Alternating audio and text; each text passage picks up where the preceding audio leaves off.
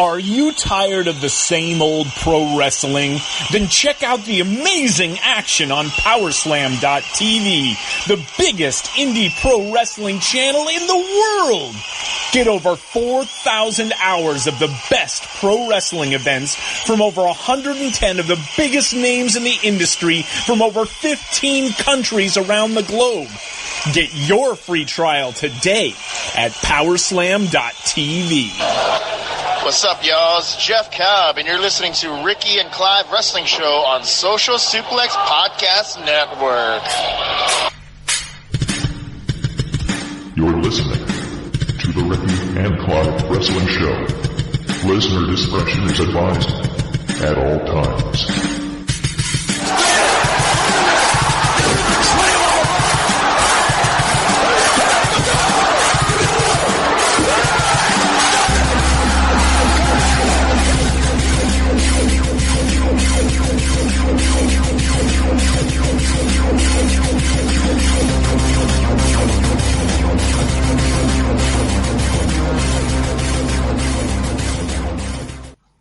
Hello, and thank you once again for downloading and listening to another brand spanking new episode of the one and only Ricky and Clive Wrestling Show, part of the Social Suplex Podcast Network, available on all devices, whether it be a phone, tablet, Fire Stick, radio, walkie-talkie, Mr. T in your pocket. We are there for you to listen to, and I am joined as ever by my co-host Ricky. Good evening to you, Ricky.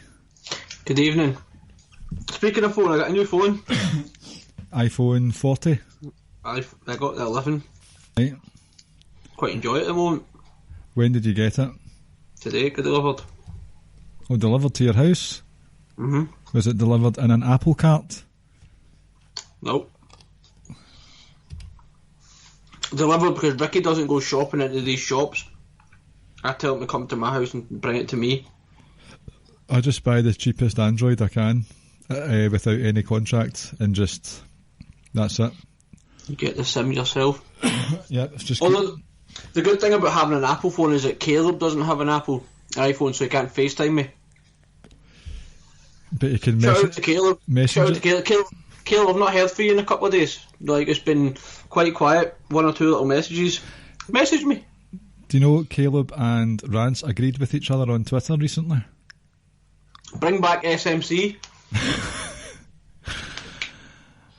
That's right, remember those days? They were like, Caleb was on it like once. Uh-huh. Back in the day when Carl would actually podcast every week. Yeah. He was back last week, shock horror. Get that quiet. Right, we've got a busy night ahead of us. Yep. Ladies and gentlemen, it has been a minute since we did the listener questions. These are usually quite fun because it means little to no preparation from us apart from a delightful tweet from Ricky, us acknowledging them, and then hoping for the best when it comes to it. Ricky is the transition king. I'm trying to think of a joke for that, but there's nothing. So, Ricky, you are the transition king. Why don't you kick things off with a good old-fashioned listener question? The floor is yours. It always is.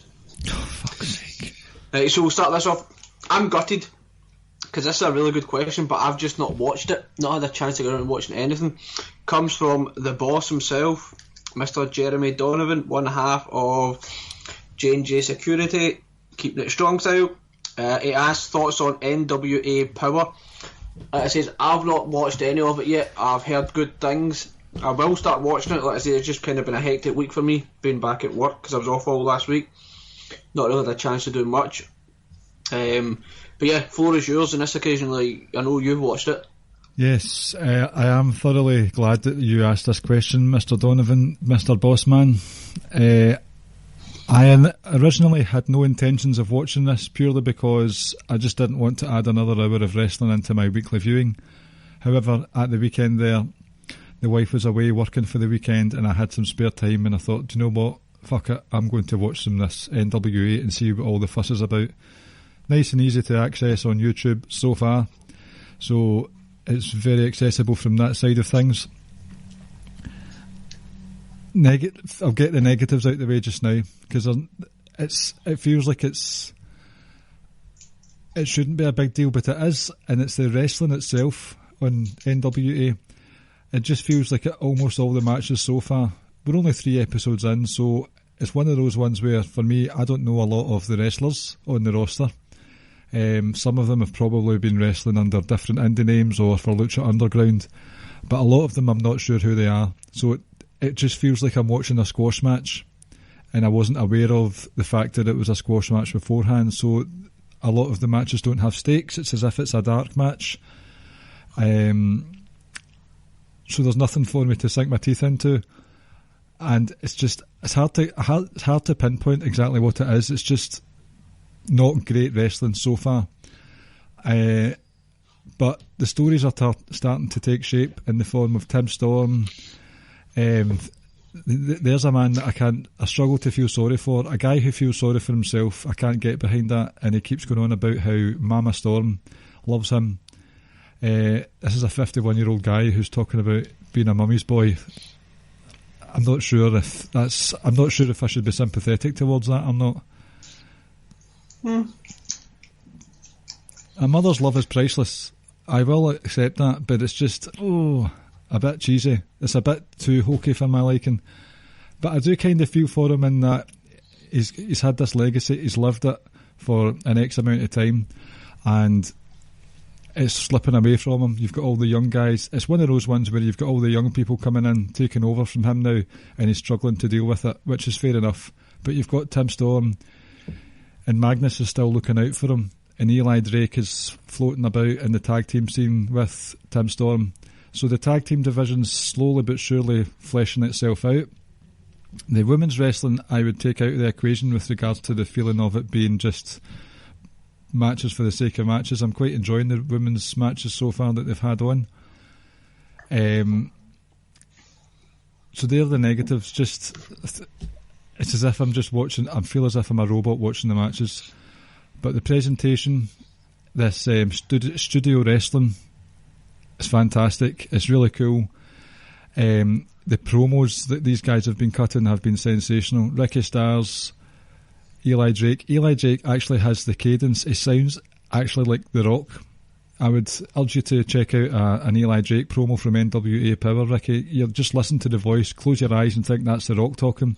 So he's oozing charisma. He's slowly but surely inserting himself into the title scene. But the presentation, it's good stuff. You've got it's a real callback to the wrestling back in the day. Wrestlers are interviewed sometimes before and or after their matches, given a chance to show off more of their character.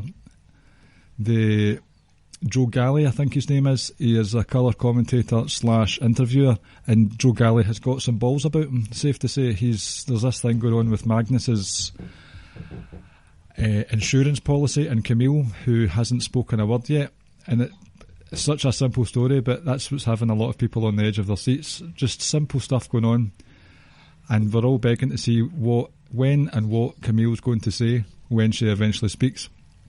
So that's the thing. Even though the wrestling's not amazing, there's far more than enough to gauge my interest and keep me coming back. And the stuff that they do at the start, where they show Twitter tweets of people saying how much they love the show, video podcasters and vloggers showing their reaction. It's a good sense of community, and it gets people involved, and it's a sort of thank you back to the fans that have slowly but surely watched them rise, and they're quite humble about it all.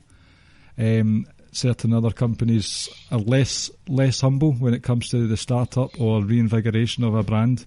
So it's good because I'm endeared to see how they get on, because they're just literally starting from the bottom up and working their way up. So good stuff so far, and I'm very much looking forward to next week. Yeah, I'm going to start watching it. Definitely I'll fit that in somehow.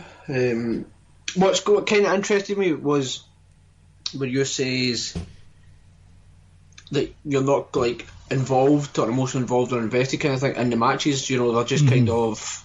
I sometimes feel like those kind of matches are the best kind of matches to watch. I know where you're coming from, especially with your mindset, but these matches aren't even work rate heavy either. No, that's fine. I'll still watch it. Like I said, I've heard enough good things for me to want to watch this. I'll see where it leads to, whether I watch it continuously or not.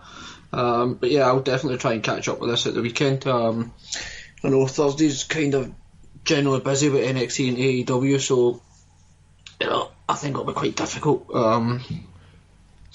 Might be Friday probably the earliest before I get to actually sit down and watch it again. Watch it for the first time. Moving on to the next question, it comes from friend of the show, Mr. Rob Ropes. He asks, way too early Royal Rumble predictions, who you got? Fuck, it is very early.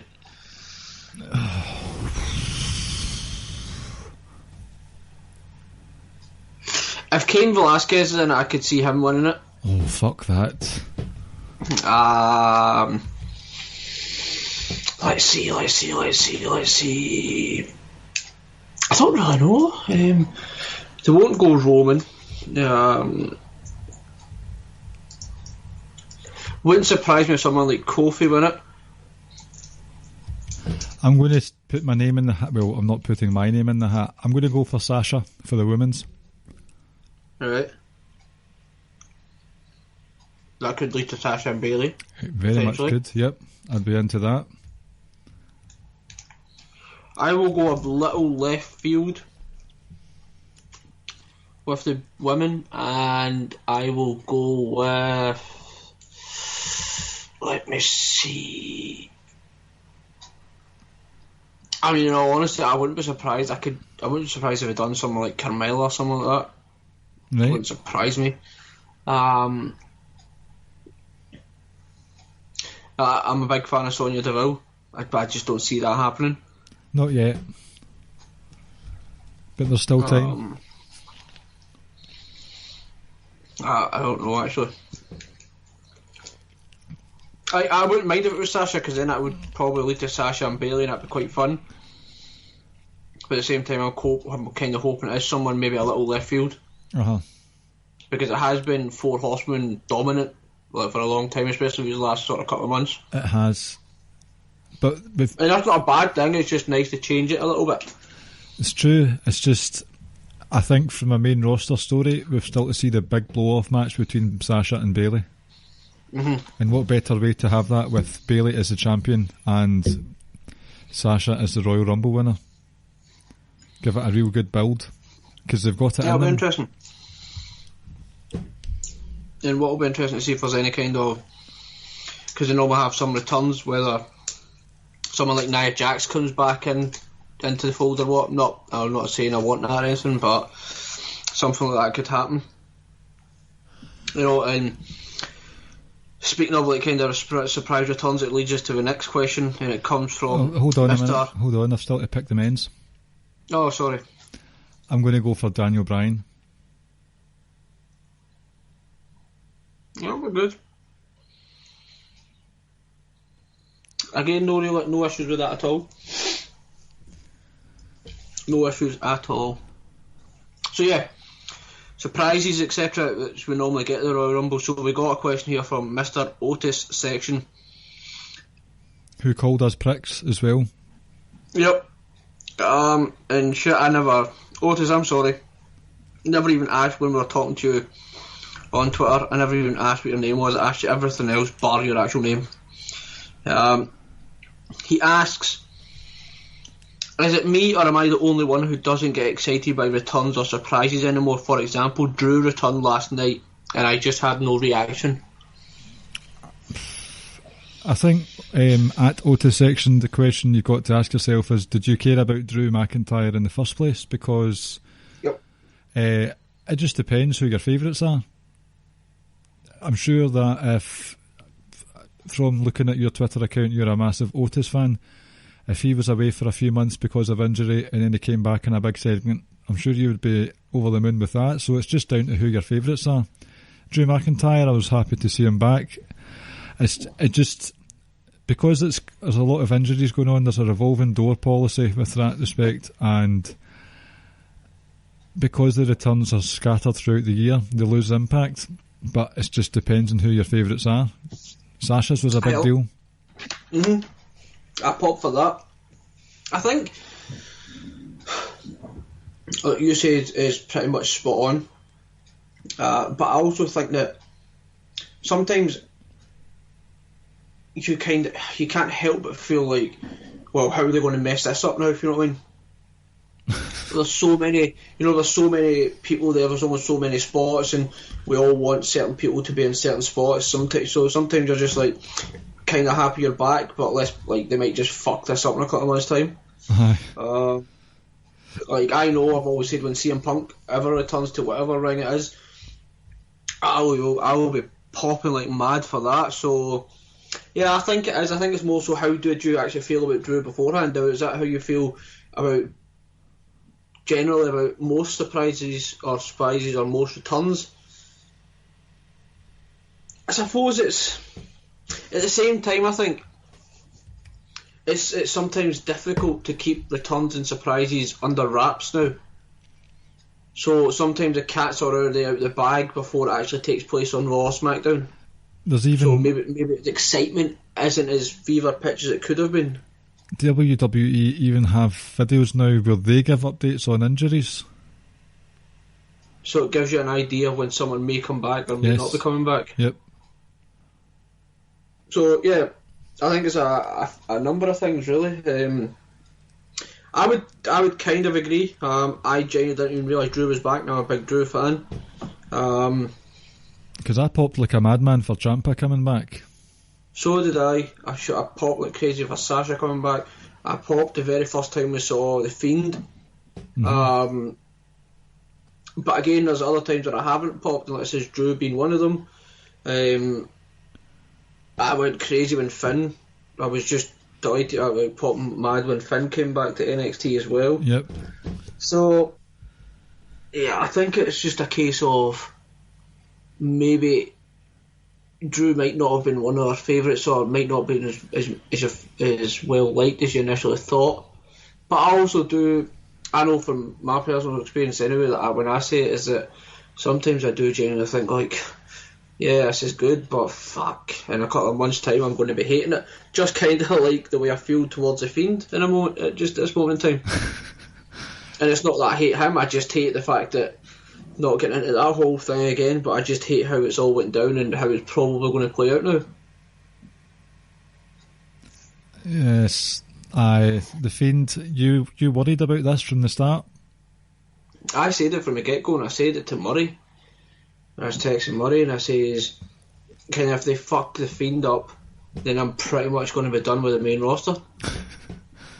and it wasn't me being dramatic or me being such a brave stan, it was the fact that it was like, look how great this thing could be and just don't mess it up. Uh-huh. And it loses for impact. If you've got these big massive returns of people and it's a character we've never seen anything the likes of before, only for it to fizzle out, what's the point in the big hype? Yeah, no, I agree. That's where I come from as well on this. So moving on. So we got a couple of real loaded questions coming up. I'll give you this one. Fully loaded. It comes from one of our semi-finalists, which hopefully will be released soon, that episode, once we get it recorded. Once we organise it. Mr. Sussa.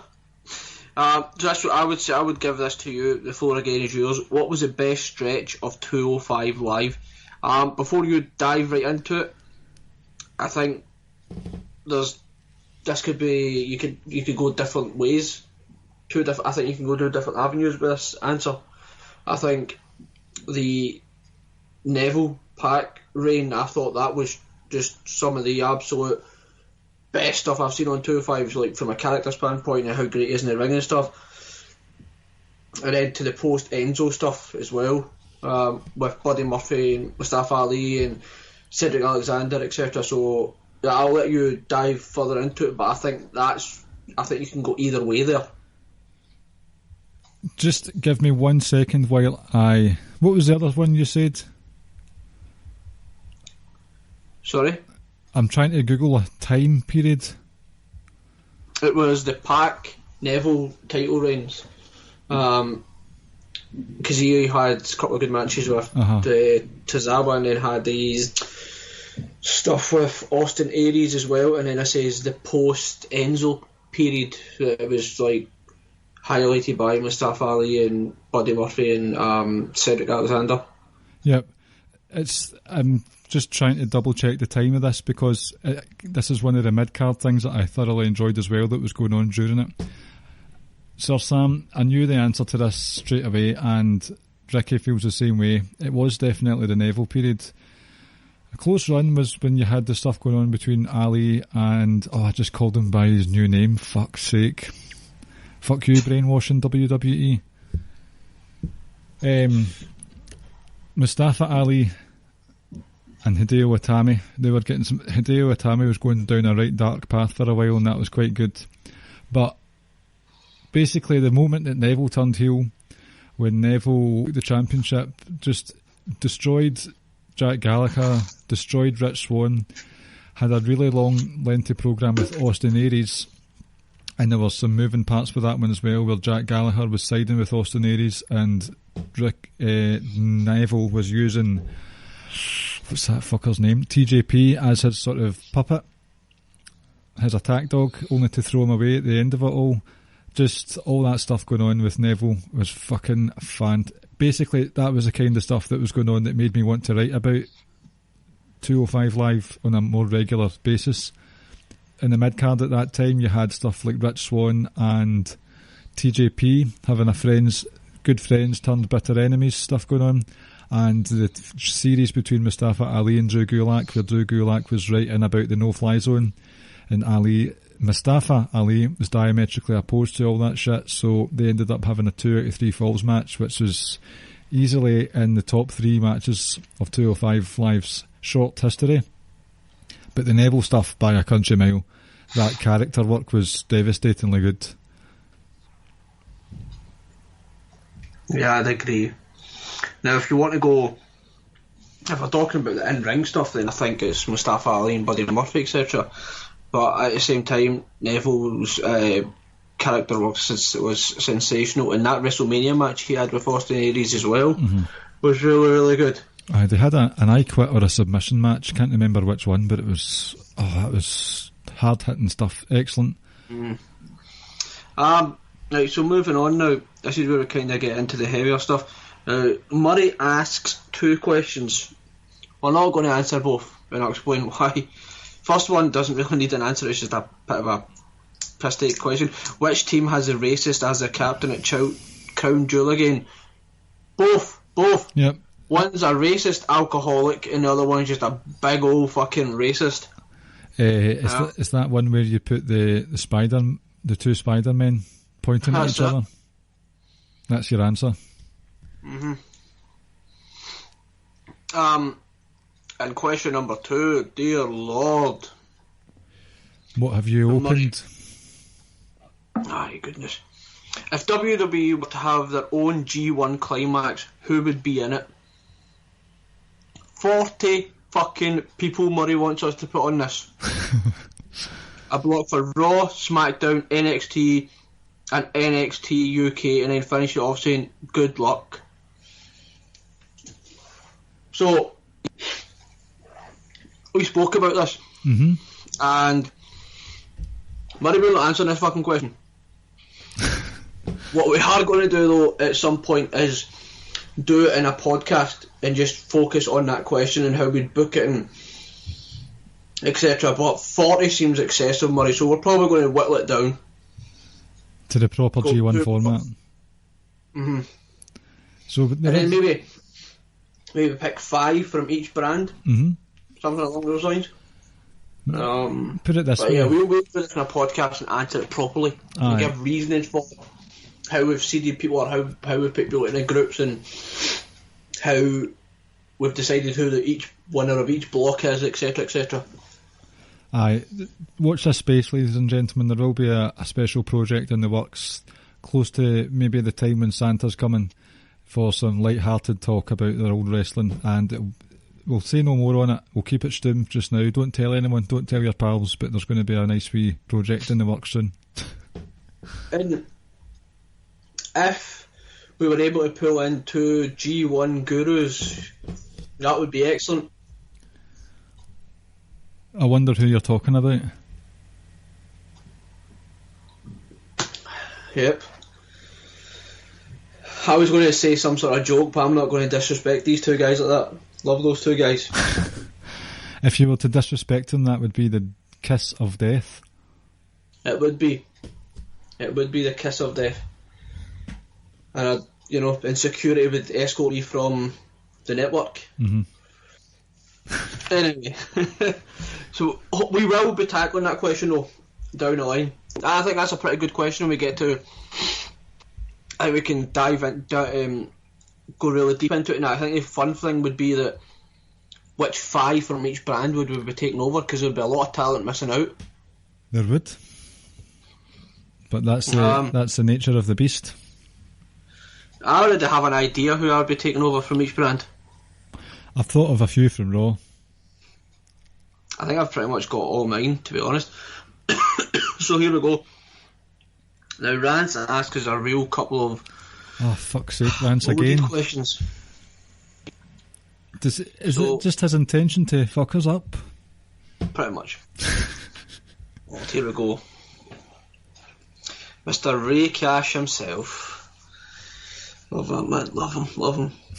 Right, so first question. You have 2 choices to get Kofi Kingston a championship. Which do you pick and why? He turns heel with the New Day, or he goes solo to finish his quest? What's your answer? Oh, Xavier Woods is out, is he not? With the Achilles. Mm-hmm. You can make a storyline how Big E and Kofi kind of drift apart. Kofi does what he does because it was Achilles and it could be out for a very long time, right? Then you could ultimately do a full circle, reunite the New Day the way they were brought together in the first place by Xavier Woods. Mm-hmm. Bringing them all together and highlighting all the other things that's been going wrong and what they should be doing, etc., and how they can be stronger together. And he could be the one that brings them all back together. So your answer is stay a good guy? Stay a good guy, go off and do the solo thing, and then ultimately, even if he loses the title or it doesn't, you could ultimately have Xavier Woods at some point return and basically, like I said, come full circle and reunite the New Day the way they were brought together in the first place. Mm-hmm. I don't know if Kofi's got the acting chops to pull off a heel turn, and I think a heel turn would be a mass rejection of that idea. It would be. I think it's doable, but it would be difficult, just because of how over he is and was, and what the title reign meant, and what it meant when he won it, etc. So you can't even turn around and be like, "You didn't support me," and it's like, well, a lot of us did. If you know what I mean, like. I think that would leave a sour taste in my mouth if that was to happen. Yeah, I'd rather went off and done his own thing. Like, I'm not saying it just because I said it, but I do quite like him going off and doing his own thing, and Big E maybe going off and doing his own thing, being in the mid card or whatever, and then Xavier Woods eventually returns and says, "What the heck? Like, what we're doing? Like, we were at our best when we were all together." Yep, the power of positivity, people. That's it. So moving on to Rancy's next question. Oh, here we go. I'm going to leave that one first, right? So he goes, what are your dream matches that are currently possible? This is a random one. This is quite loaded as well, this question. But it's a random one, but I want it quite badly. Last week on NXT UK, Jordan Devlin called himself the best sports entertainer in history. Yep. Who else calls himself the best sports entertainer?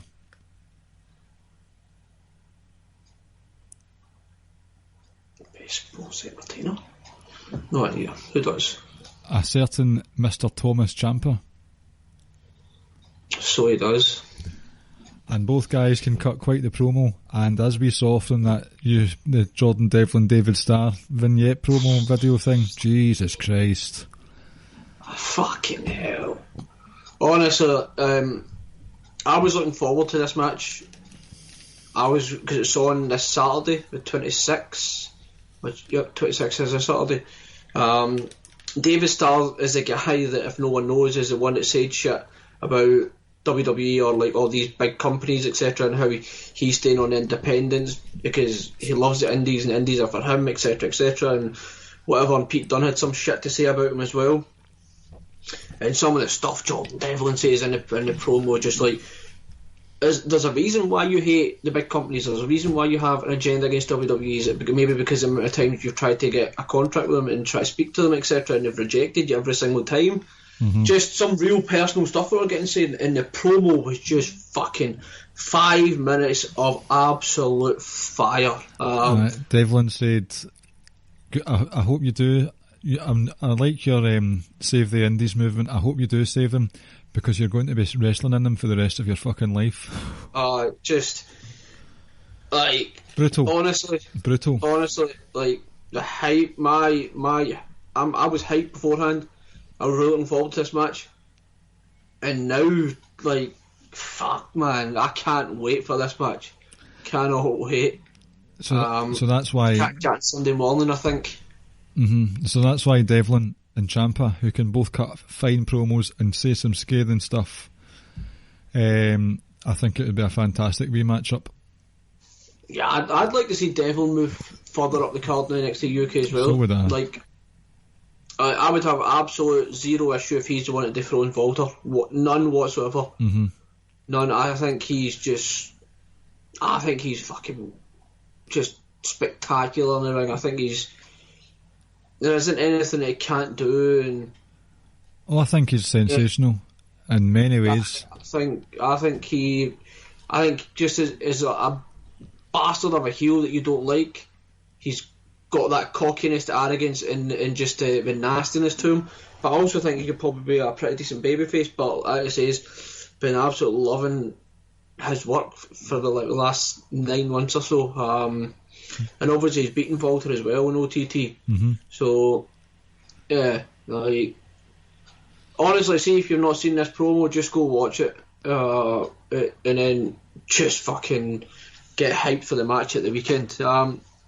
But yeah, going back to Randy's question, let me see. I wouldn't say it's a dream match, but you know, it's obviously going to happen. But Finn Balor and Adam Cole, looking forward to that. In terms of dream matches, it's not so much of a dream because it's, like you said, it's also going to happen soon. But Rhea Ripley and Shayna Baszler. Yep. I've said it time and time again. Omega and Moxley, like, it's happening, and it's just going to be sensational. Yeah, let me see.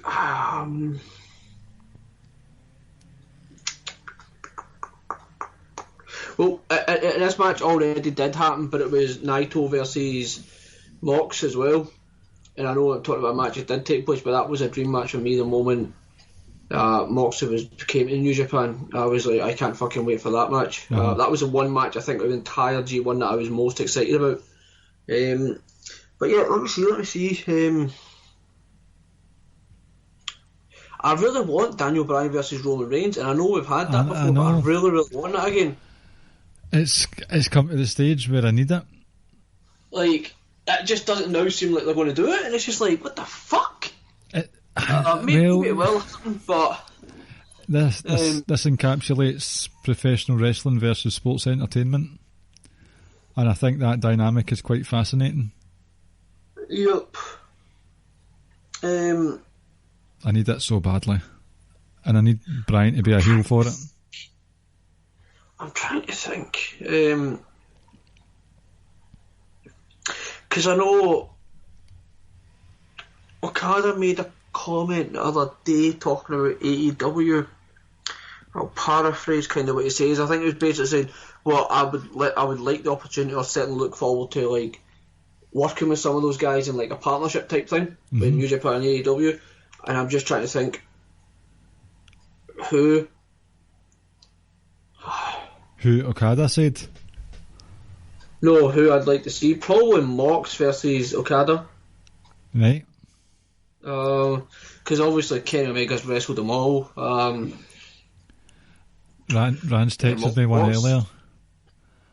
Moxley versus Okada would be certainly fucking... Could well be number one, actually. Rance texted one earlier to me. Triple H versus Cody. Winner gets Dusty's heart. Mr. Winner gets Dusty's ashes. Fucking hell. Intergender match. Stephanie and Triple H versus Cody and Brandy. Oh, fuck, there's the Spider-Man picture again.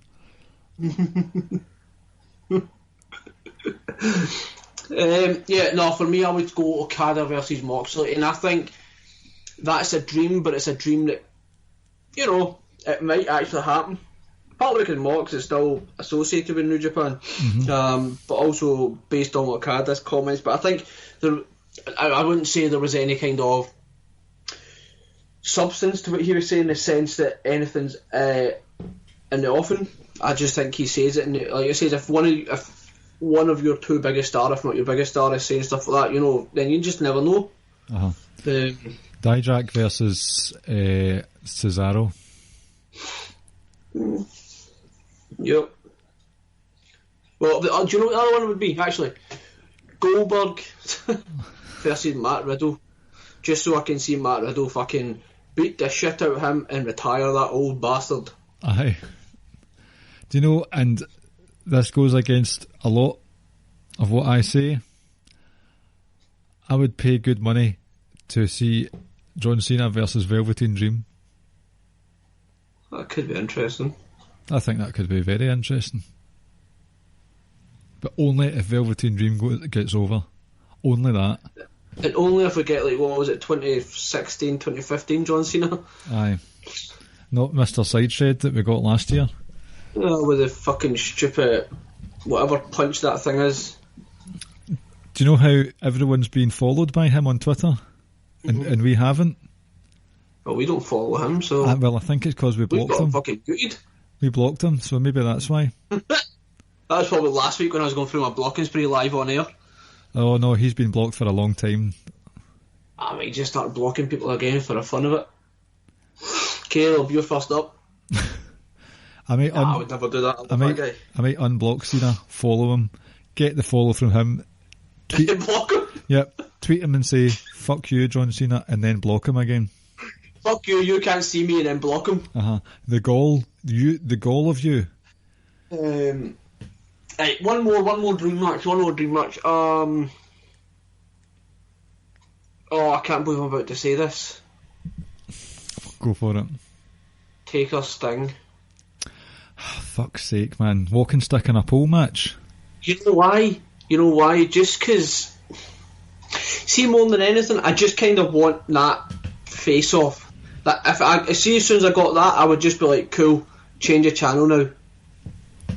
But there's something about, and I don't care what anyone says, and there's something about when you see Taker, Sting, like face to face with one another, like that will give anybody chills. Now, I'm not saying the match will be good. I'm not saying I want to watch the actual match.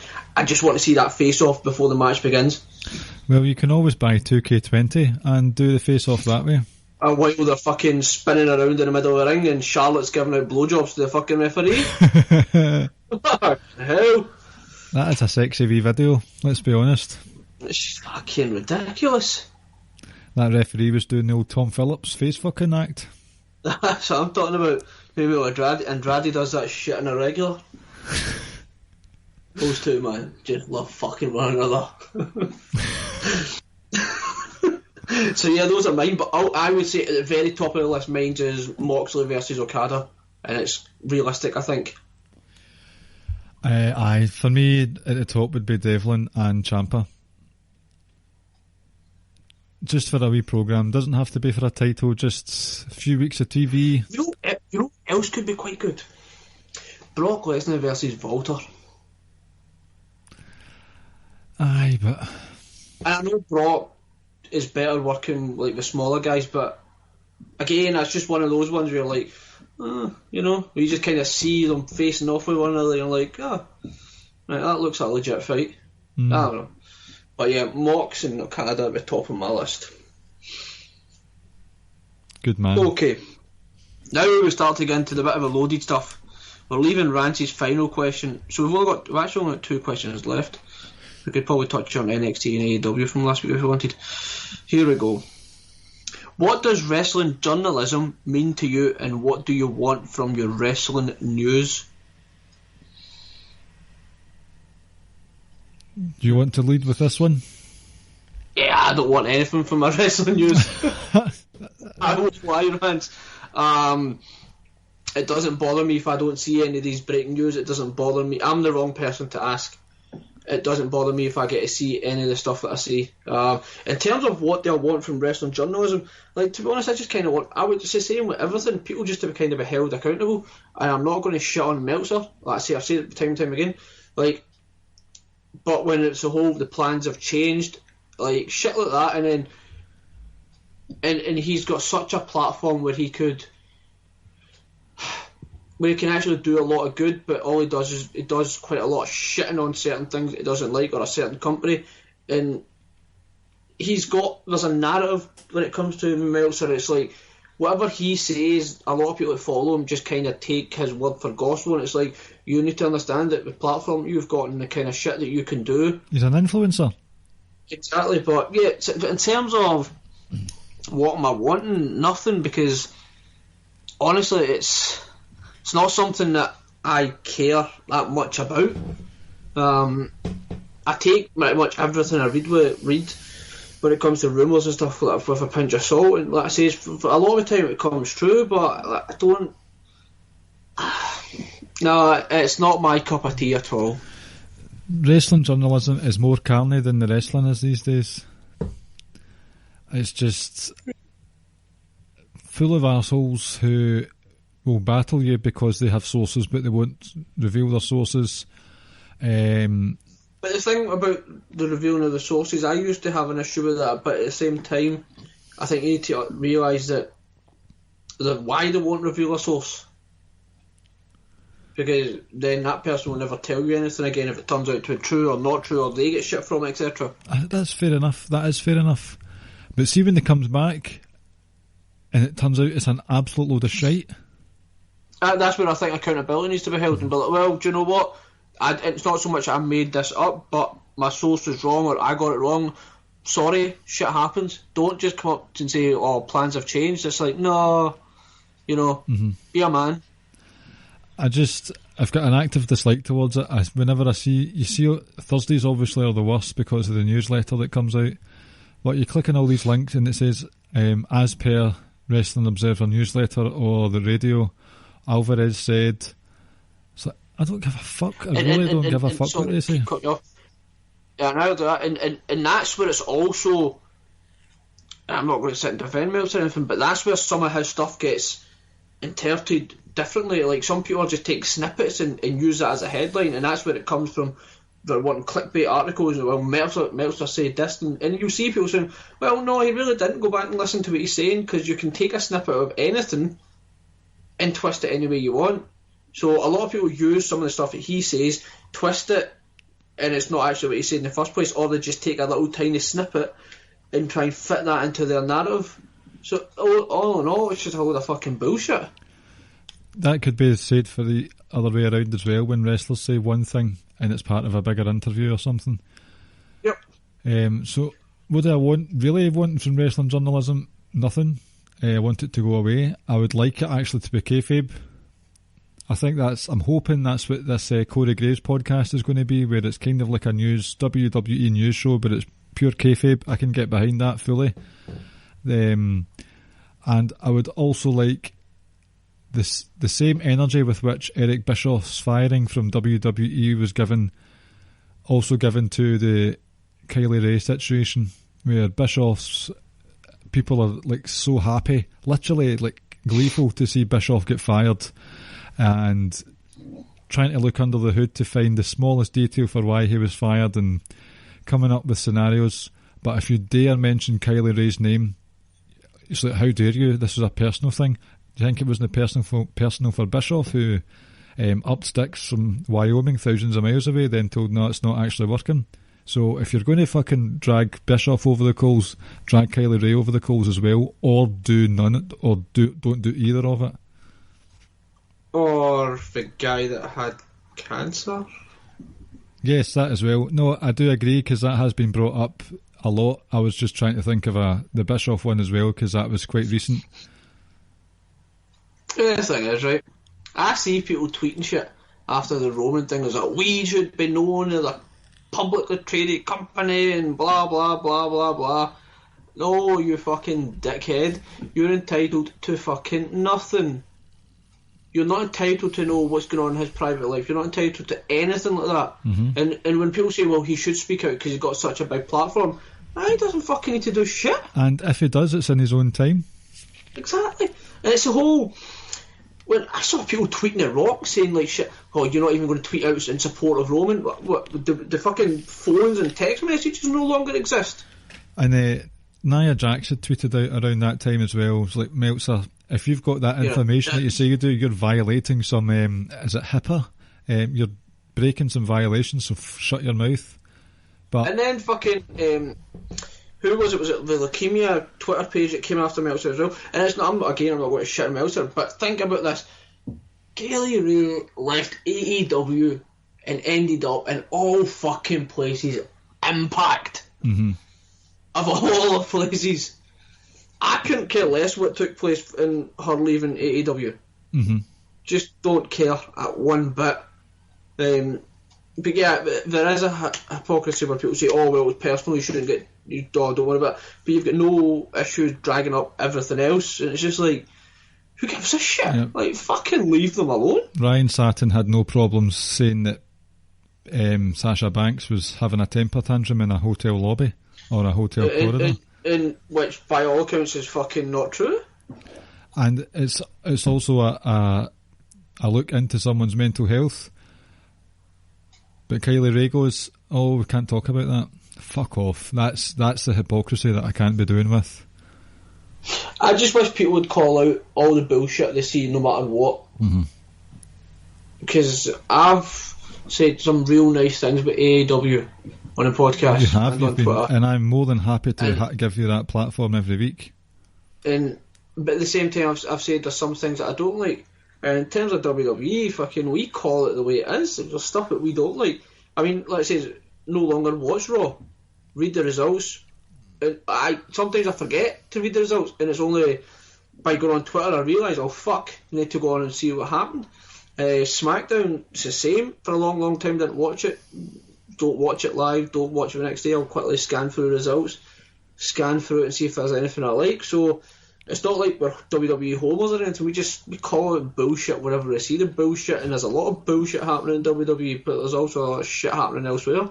Between the Rusev, Lashley, Lana thing, Tyson Fury and Braun Strowman, Cain Velasquez. I like that. Oh, fuck that. Brock Lesnar and Cain Velasquez. I like that. The team racism versus team alcoholism. Fuck that. There's a hell of a lot of shit going on that I just can't be bothered with just now. My thumb is getting whiplash from how quickly it's scrolling through the results pages these days. Give me NXT UK 205 Live. I will immerse myself fully in that. But the main roster's just getting harder and harder to stay invested in my mind. There are some shining lights in there. Oh, there is. There always will be, no matter what. The Battle of the Hispanics will be quite good, I think, on Raw. Yeah. All the stuff going on with Andrade. See, I can't wait till he gets his hands on that fucking Carrillo. He's going to kill him. I just want to get his hands on the gold so badly. Andrade had his hands on the gold every night. Well, the title this time, the championship title. Like, so much shit, but there's also so much good.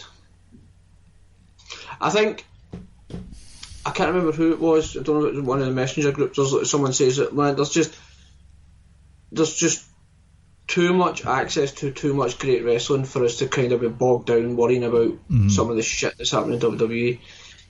Let's say it's OTT card this weekend looks sensational. ICW card in a couple of weeks just fucking it's tremendous looking. And this whole thing with Joe Coffey as well. Will he? Won't he be there? NXT and NXT UK still fucking killing it week in week out. AEW starting to kill it as well every single week. Wrestle Kingdom isn't too far away as well. Like, there's so much, so much. And people are still crying about, what was it? There was a guy whose Twitter handle was actually I am a JD from NY guy. Yes, he was that fucking idiot. He was only caps locking his way through a tear-filled temper tantrum about Bray Wyatt losing a dark match. And then we'll say what my response was. And I've still got my wee story to tell as well, actually. I better get that ready. So, right, where are we? Western Bartonshire. Yes. Lovely place. Here he goes. So apparently Bray Wyatt and Seth Rollins had a dark match after the show inside a steel cage, and Wyatt just lost clean. I hope Vince McMahon chokes on his fucking cereal tomorrow morning. First of all, how do you know he eats cereal? Aye, there's no chance he eats cereal. Have you seen those guns? Fuck.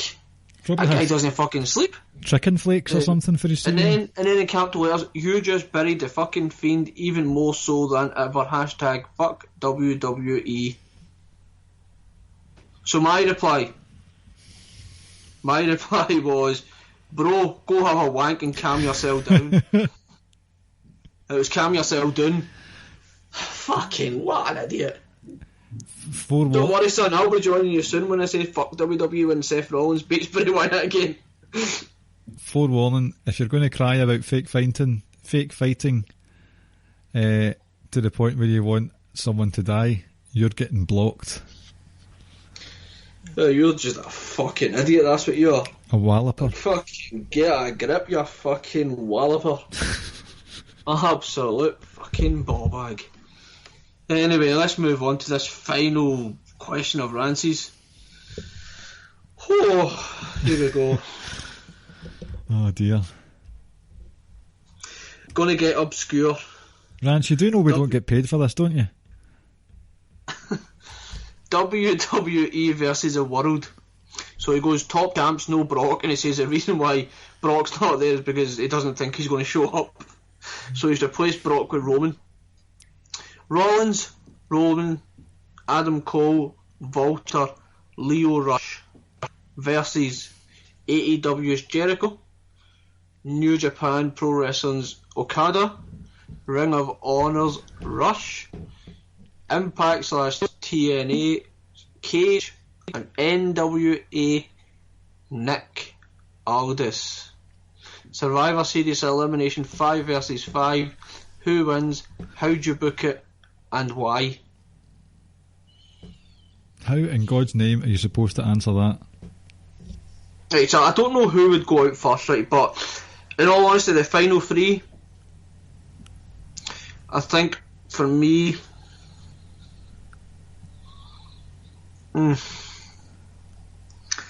would be who? Seth, Roman, probably Adam Cole versus Jericho, Okada. I've always loved Nick Aldis, you know that.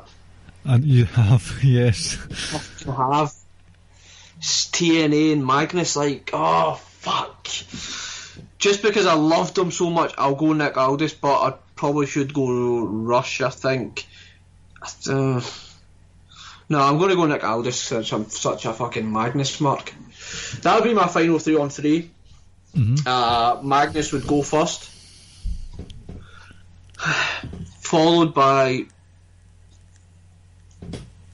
I would say, followed by Adam Cole. So the final two come down to Mini Shield versus Jericho and Okada. Sorry, Cole. Sorry, Jericho's going. So now we've got 2-on-1. Right. Okada and Rollins get a mini 5-minute match. Yep. Okada puts him out. I need to see Roman versus Okada. That's legit the face of the two biggest two biggest wrestling companies in the world. I know people might say AEW, what about AEW or Tanahashi? Yeah, Roman and Okada. That's where I would go my final two. Well, I went about it a different way from you. I didn't think of it as an order of elimination and stuff like that, but there would be a few face-offs. You want to know who would win it and why I would choose that person? Right. Okada wins. With a Rainmaker. Yes. 2. Why? Why does he win it? Who would the Rainmaker? Roman. He beats Roman. Roman and him are the final two. Why? I still think he's the best wrestler in the world. I can't really argue that a point at all, to be honest with you. Like, I know some people are going to say Ospreay and some of the stuff Jericho's done and Cody, etc. It depends what you define as the best wrestler in the world. Yeah, I still think it's still Okada. Yeah, Okada versus Roman, give me that for about 7 or 8 minutes. I would have Okada win. No, there's no logic to it other than the fact that I think he's the best wrestler in the world, and I want to showcase or to make that point obvious by having him win such a star-studded match and him eliminating Seth and then Roman. Right, who would I don't know how I would do all the wins and stuff, but some face-offs I would like to see would be Leo Rush versus Rush, because Rush versus Rush, basically. Another face-off, Volta versus Jericho, where Volta says, "Who the fuck are you to slag my name off?" And literally just chops his chest further, caves Jericho's chest in even more. And the alcohol just bursts out of Jericho's pores. Jericho's such a bastard, so he is. I know He's an absolute bastard, but you can't hate him. I know. You just can't fucking hate him. He's looking pretty dreadful though. No, I think. See, when you watch him, he looks fine. I don't know, like, Kudos from Rag, but like, honestly, he looks fine. See, the last match. Only 50 years old, he's still capable of putting on good matches. Now, I'm not on as high on him as a lot of other people are, in terms of the stuff he's producing in the ring. He's obviously not what he was 10 years ago. No one is. No, let's not make a big deal about that. Like I said, I don't know, like, some of these matches kind of look the same. A lot of these matches look the same in my mind. Well, and that's down to his age, etc. And I don't know. Right, but yeah, continue. The thing with Jericho is you're saying good matches. The last Jericho match I saw was versus Omega at Double or Nothing, and I thought that was like pretty gash, to be honest with you. 2 or 3 glaring botches, and just in comparison to the match he had with Omega at Wrestle Kingdom, which was one of my favourite matches of the year, that was quite a deterioration. So I'm just basing it off that, to be fair. But he's had good matches in between. No, I wouldn't say great or anything. I just say good matches. Yeah. So it says the one we had last week as well. Yeah, he's had some good matches, but yeah, like I said, I'm not as high on him as everyone else maybe, but I appreciate just what the fuck he's done this last year and how he's once again reinventing himself. Oh, I can't take away from his character work, and he's still got the catchphrases. He's just a dick. Like a lovable one. Right, so Walter deals with Jericho, but then Cage comes in. If it's Brian Cage that I'm thinking of, that's a TNA champ. Have you seen him before wrestle? Yes, I have. Well, like sporadically, it's not. Some TNA isn't something that I go out my way to watch. You know, if Caleb tells me it was a good match or a good show, I'll go out and watch it. But other than that, I don't really go out my way to watch it the way you would with TT or anything like that. Well, I've not seen any of his Impact stuff, but the Lucha Underground, I'm pretty sure he is 90% composed of pure, like, unbreakdownable steroids. But he is a monster, and I think he would take it to Volta, so that would be a hoss-off I'd love to see. But Volta deals with that one quite well. So that's 2-0 to WWE. In a shocking turn of events, they've got the upper hand early doors. Volta walks over. Leo Rush comes in. The wee arrogant wee shit that he is comes in and tags himself into the match. Rush comes in. Roosh comes in. They have a good back and forth with each other, but Roosh gets the upper hand with a fancy Libre style roll up for Leo Rush to leave. So that's 2-1 to WWE.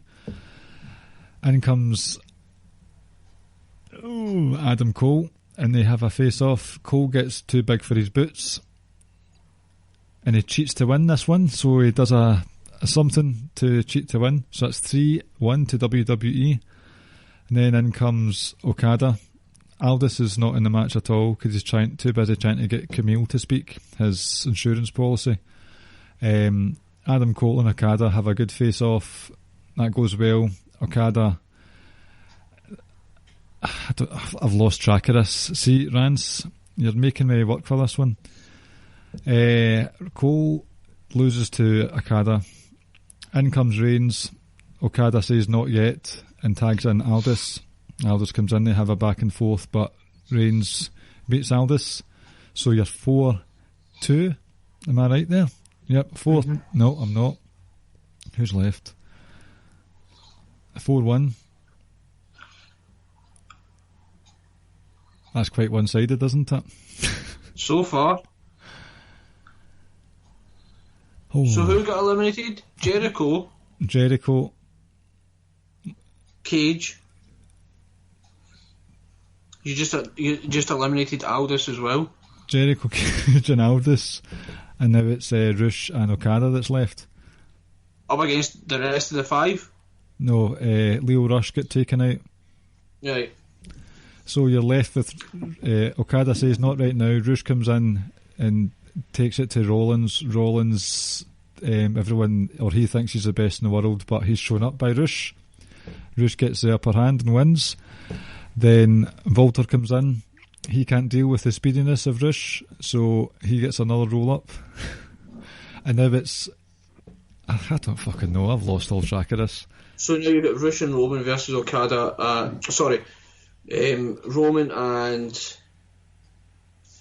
Roman and Steph's gone.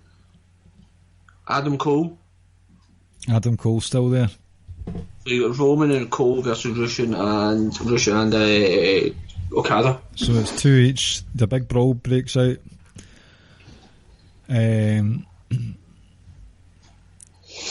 Cole goes after Rush and Reigns goes after Okada. Then, oh my god, this is falling apart so quickly. So who wins? Just get to that point. Right. Well, let's just say then that Roman Reigns runs the rope about 20 times before going for his spear. He does go for the spear, but Okada catches him with his beautiful, also beautiful transitions, spins Roman round for a big massive rainmaker, and it's 1, 2, 3, Okada wins. Professional wrestling beats sports entertainment, and Okada stands tall and the camera zooms out and the yen bills fall from the sky. And the IWC rejoices. Okay. So basically, we have decided Okada reigns supreme because he's the best wrestler in the world. Period. That would be the headline. Okada reigns supreme. Yep. I like that. I mean, you got there eventually. But yeah, bottom line, Okada is the one that had his arm raised at the end of the match. Yep. Definitely. Although, and another one, what you could do, another plot twist. It comes down to Jericho versus Seth and Roman. And then, as Jericho is about to eliminate one of them, suddenly we hear Sierra, Hotel, India, yeah, I was just about to say that. Down comes Ambrose in the Shield outfit, triple power bomb, pin Jericho, put the fist bump, and it turns out Ricky was right because it was a fucking work all along. And the show closes with Dean Ambrose writing in the air WWE. And just gets a picture of Tony Khan and gives him 2 middle fingers. It was a work. It's a work the whole time. That was a loaded. Sorry? It was a work the whole time. That's it. Yeah. So that brings us to the end of the questions. Some pretty decent questions here. Yes. Thank you, listeners and contributors to the show. This is your show as well. It's not really, but it is. Fuck it. Yeah, it's not your show, guys. It's our show. Just you sit back and listen and enjoy. Listen like a good boy and girl and fucking shut your mouth. Jesus, what's wrong with you? These are our listeners. I know. They love They're it good though. people. They love the banter. They're good people. Some of them. Oh, well, you said that, not me. Well, I mean, I could probably tell you who isn't. Before, Hi, Caleb. instead of doing that, do you want to do a quiz? Oh, did you get one done? Unless you want to talk about NXT or AEW. I'm okay not to, but if you want to, because if anyone pays attention to our Twitter account, I'm going to start doing a thing now, because NXT falls right after our podcast drops. It's literally it's the earliest thing of wrestling that happens before we record again, so it's kind of at the back of my memory. However, feel free to check out every Thursday. There will be an NXT Twitter review thread. Scroll through we don't tweet that often, so scroll through, you'll find it from last Thursday. 9-10 tweets long, giving a wee review of NXT. We were going to do one for AEW, but you didn't this week, did you? No, forgot. That's alright. Forgot, and I never actually got around to watching it until like the Saturday. Mm-hmm. But we do endeavour to at least try and get some NXT and AEW Twitter reviews for you. So keep an eye out for them every Thursday or whenever we get to watch it. No, like I said, it was just because I was off work all of last week and it was time to spend with the family, so I couldn't exactly sit. I didn't watch much wrestling last week at all. I didn't listen to any podcasts or nothing really. In fact, it was the first time I missed out on a lot of podcasts last week. But yeah, back to work this week, so we'll be watching both AEW and NXT. Looking forward to both shows tonight, actually. Well, tomorrow morning. Mm-hmm. Should be good shows. Definitely. Yeah, so I'll happily move on if you want. I've only got 8 questions for the quiz, right enough.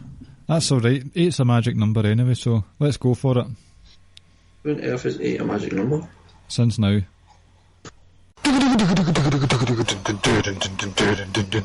It's fucking quiz time with Ricky and Clive and friends. A fucking WWE quiz. Okie doke. Right, Hit me. here we go. Question number 1. What's the theme? Any theme at all? Nah, it's just all random. Bear in mind, this was done at 8:20 and we came on here to talk at like 8:45. It's question number 1. Kurt Angle win his one and only tag titles with who? Mr. Pixelface himself. Correct. Or Redacted. Or Question number 2. Or Voldemort, whatever you want to call him. Murderer. He was fucking great in the ring though. I know we don't really talk about it anymore, but whatever, but for obvious reasons, but in ring ability, fucking hell. Aye, I know. Question number 2. Did Mick Foley win the tag titles with Kane or The Rock more? With which individual did he win tag titles more with? It's a very good question, and I've got obviously I've got 2 answers. And I know you like to throw a wee trick question in there, so I'm going to say it was equal. It was with The Rock. That was my second option. With 3 reigns and Kane had 2. Question number 3. On which brand did Sheamus make his debut? ECW. Correct. I could have said like Raw because he was on Raw as a security guard and Triple H pedigreed him, but no. Question number 4. Adam Cole's debut NXT match was against who?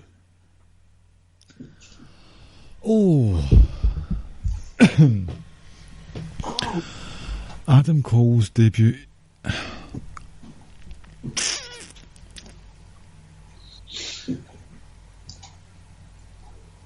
Fuck knows. EC3? Oh, he really come to that point, was he? No. Was he? Don't know. I don't think he was.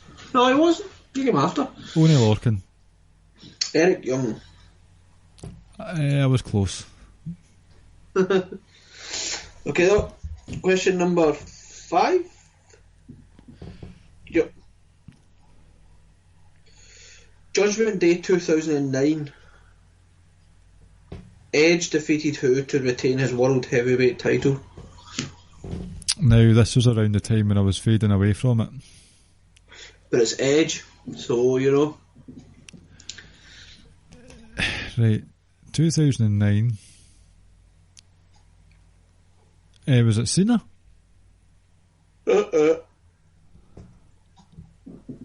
Jericho? Nope, I'll give you one more guess. Jeffrey? Correct. Jeff Hardy himself. Mr. Intoxicated? Yep. Get help, son, get help. Uh-huh. In the first ever Money in the Bank pay-per-view, right, who won the first Money in the Bank match? I believe it was Kane. Pay-per-view. Correct. Who won the second later on that evening? Question number 7, that is. Oh, Jesus.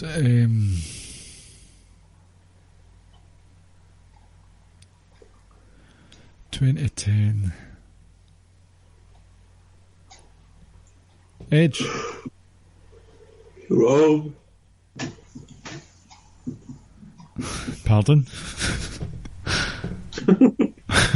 So he's currently an active member of the Raw roster. Yes.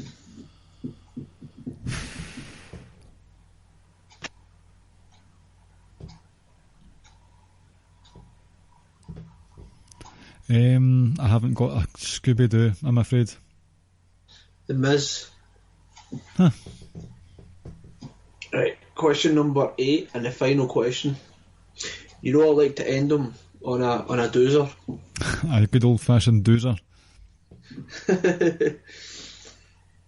When The Undertaker returned at Judgment Day, I think it was, remember when he returned as Biker Taker? Oh, yes. He returned during the Rock and Triple H match. What was the score when The Undertaker returned or made his entrance? 5 each. Correct. And that's where it finished. Then it was 6-5 at the end with Trips. Yep.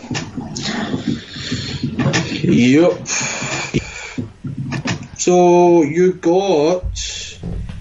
Oops, deleted it. So we got, let me see, 1, 2, 3, 4, 5 out of 8. Better than 50%. It is. And I'm quite chuffed with the 5 each at the end there. That was good. Yeah, that was quite good. Thank you for doing the quiz at the last minute. Got to keep up appearances. Well, it's just like I say, we've been busy these last couple of weeks, so... Ladies and gentlemen, thank you very much once again for listening to the Ricky and Clive Wrestling Show, which is on the Social Suplex Podcast Network, alongside other shows such as One Nation Radio, Keeping It Strong Style, Grown Men Watch This Shit, Get in the Ring, and All Things Elite. Please give us a 5-star or 6 if you can change your phone.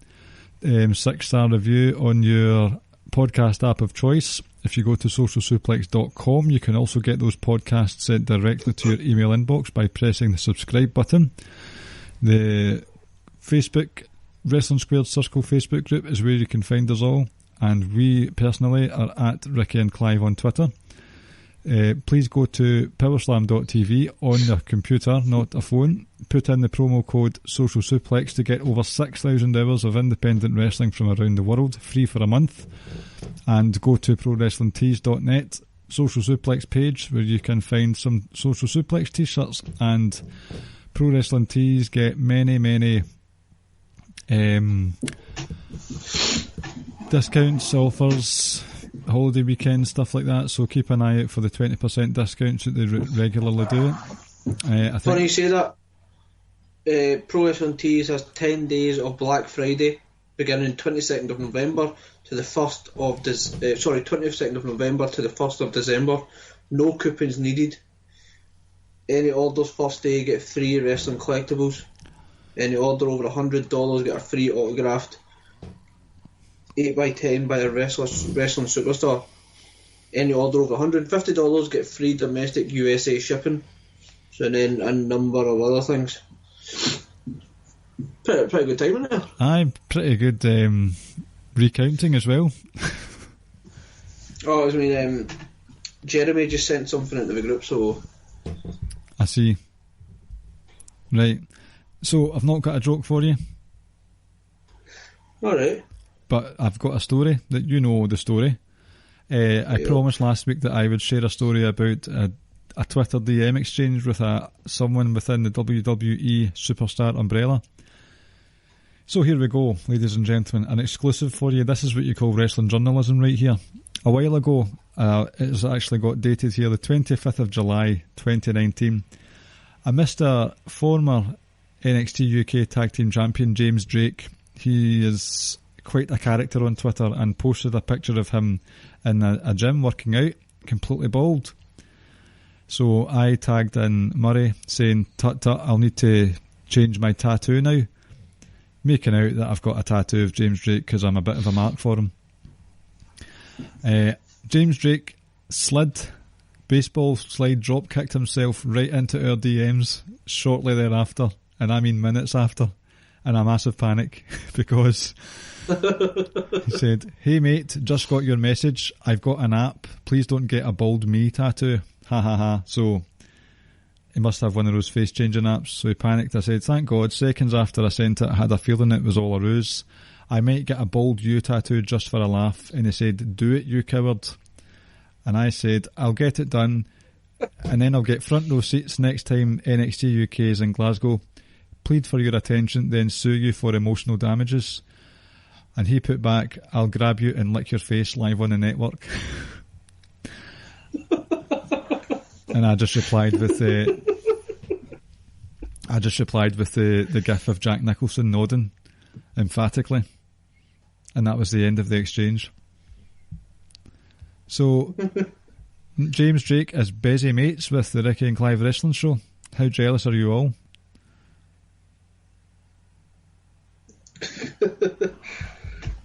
Oh, I fucking love James Drake. I know. Anything you want to say before we go? Nope. Except I will have an AEW thread at some point tomorrow, maybe, on Twitter as well. I think that is about it. Hopefully, we've got a few plans for later on this year and maybe early next year that, we'll try to iron out a few of the details and then we'll let people know what we've got planned. Yep, we're looking to bring some fun into your December/start of January, and with some possible changes to content over the course of 2K20. Glitch free, hopefully, as well. But we'll get to that later on. Did you like that one there? Hopefully glitch free. I liked it. Hopefully though, it's not going to be less blowjobs in our life. Like, we don't want to fix that. We want that fixed in the game though. I couldn't give a fuck about the game. I've not watched a wrestling game in over a decade. I know. That's another one of the calm down and go have a wank numbers, isn't it? I know, for fuck's sake. FIFA was ruined as well. Like, it's not just WWE, it's just I think they just don't give a fuck. It's EA Sports as well. Don't blame WWE for that. No, it was their 2K EA Sports, just as a fucking farce what they've done with FIFA. But they finally released an update and it's working and I'm happy. There you go. Have faith in EA Sports, it's in the game. Right, ladies and gentlemen. In terms of 2K, fuck knows. Boys and girls, children of all ages, and marks, take care. Allah bless you and enjoy yourselves. Oh, before we go, do you know what? Maybe we want to tell the people where we're going to be next Thursday? Or should we do that next week? You told them last week, but feel free to refresh their memories. You tell them this time then. I am making my return to the show, and as far as I'm aware, Ricky is making his grand debut, and we will be on Lords of Pain Radio's Implications show. Implications. That's it. What? Doing a live review of Crown Jewel. No, he's getting us on because he doesn't want to talk about Crown Jewel. I know, but then we'll surprise him and be like, right, Crown Jewel's on, let's review it right now as it's happening. See, fuck, no, I'm not going to say that. Just say it. It's just to do with Ric Flair doing stuff that would probably get his hands chopped off in that country. He's fucked because he's not going to get a fucking drink over there. He's not going to have a bevy. He's fucked over there. I know. Hopefully Crown Prince gets a hold of him. And it is Halloween, maybe he could dress up as a journalist. Oh Lord! Oh no! Oh no! Oh, fuck Ric Flair. Should I cut that out? Fuck Ric Flair, that's all I'm saying. I fucking hate him. Right, okay, let's go before we get taken off air. That's it. Right, take care, folks. See you next week. Thank you for listening to the Ricky and Clive Wrestling Podcast. We'll see you next time.